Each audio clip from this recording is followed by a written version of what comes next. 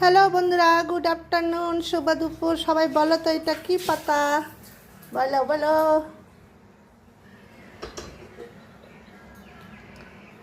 আজকে এই পাতাটার বাটা করব।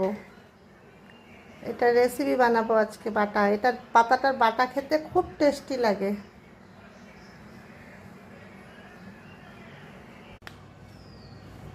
হ্যালো বন্ধুরা, এই যে এখন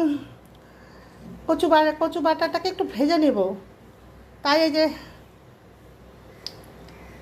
কাঁচা লঙ্কা দিয়ে দিলাম সোমবারে, আর কালি জিরা। শুকনো লঙ্কা দিলে বেশি ভালো হয়, শুকনো লঙ্কা দিব না।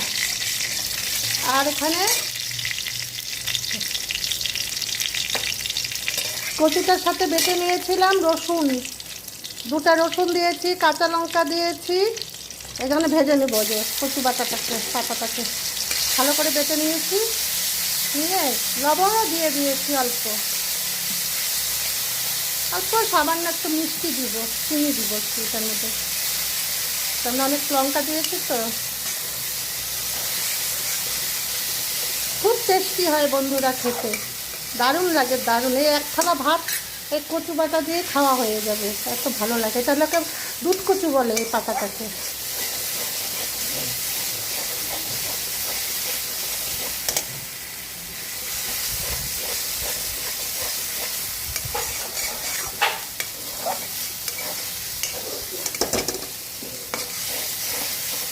এরপর মিষ্টি দিব সামান্য,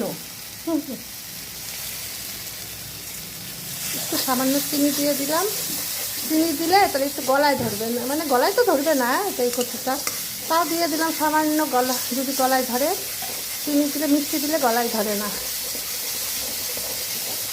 ঠিক আছে বন্ধুরা, শুভ দুপুর। সবাই ভালো থাকো, সুস্থ থাকো।